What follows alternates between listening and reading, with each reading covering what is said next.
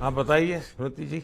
हम जब 2017 में आए थे ट्रॉफी नहीं लेके आए थे, बट मुझे याद है हमने एक क्वेश्चन पूछा था एक्सपेक्टेशंस के बारे में आपको, और वो आंसर अभी भी और वो चीज़ काफ़ी हेल्प करी थी हम लोगों को कि नेक्स्ट 6-7 ईयर्स हमने बहुत कोशिश करी, बट काफ़ी वर्ल्ड कप्स हार्ट ब्रेक्स हुए हमारे, बट ये world cup finally I think destiny थी कि इंडिया में ही पहला वर्ल्ड कप आएगा विमेंस का। बट आई मीन आप हमेशा से सबके इंस्पिरेशन ही रहे, और specially I mean her field में जिस तरह से लड़कियां अभी आई मीन हर फील्ड में सब जगह हमको सिर्फ लड़कियां दिख रही है, जहाँ पे भी वो इसरो का लॉन्च हुआ या जो भी हो, तो वो सब चीज़ें हम लोग सब जब भी देखते तो इंस्पिरेशन ही है और मोटिवेशन है हमारे लिए कि हम और भी अच्छा काम कर पाए और लड़कियों को मोटिवेट कर पाए। सर मेरे को आपकी स्किन केयर रूटीन पूछनी है। आप बहुत ग्लो करते हो सर।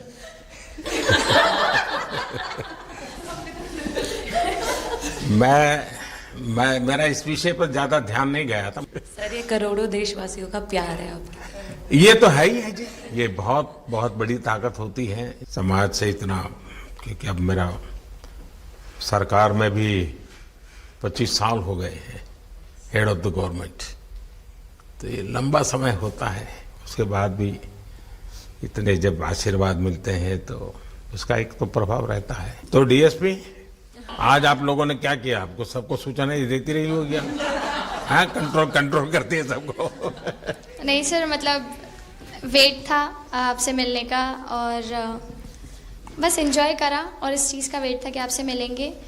बट मेरे को याद है आपने 2017 में मेरे को बोला था कि वही एक प्लेयर है जो उठ के चलना सीखे या उठ के अपने फेलियर से बाहर निकले, बस लगे रहो, मेहनत करते रहो, मेहनत करना मत छोड़ो। तो आपका वो एक वर्ड मुझे मतलब हमेशा मोटिवेट करता है, और मैं आपकी स्पीच सुनती रहती हूँ। मतलब जब भी ऐसे टाइम मिलता है तो आप बहुत कूल एंड काम रहते हैं अपने उसमें, जो क्योंकि काफ़ी लोग बहुत कुछ बोलते हैं लेकिन उसमें भी आप इतना कामली चीज़ें हैंडल करते हैं, तो वो मुझे पर्सनली अपने गेम में हेल्प करता है। आप ये टैटू लगा के कहीं घूमती रहती हैं, तो हनुमान जी तुम्हें क्या मदद करते हैं?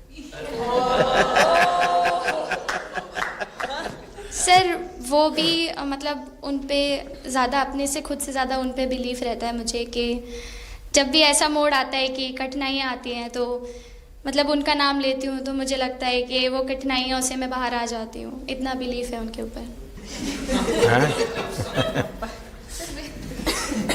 नहीं सर, ऐसा कुछ नहीं है। एक चीज़ का थोड़ा सा खौफ रहता है, वो मैं बोल सकती हूँ, वो थ्रो का रहता है।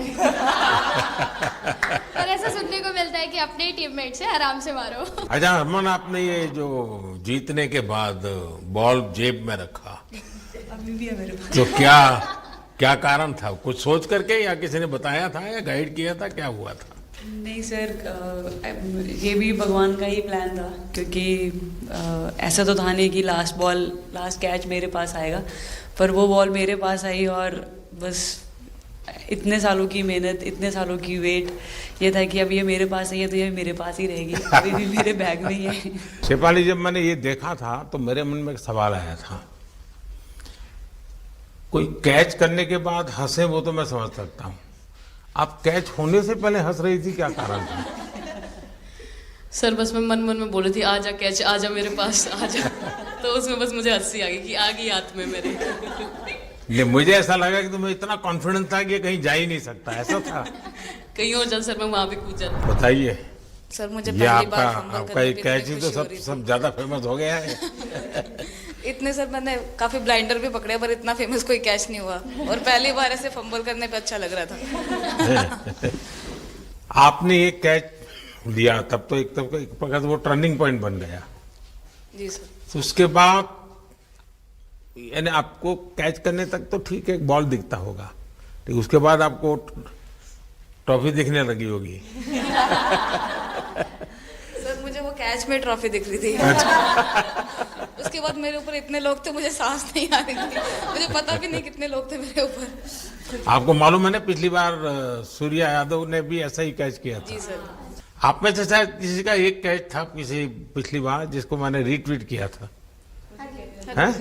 हाँ, मैंने उस समय क्योंकि मुझे वो काफी अच्छा वो दृश्य लगा।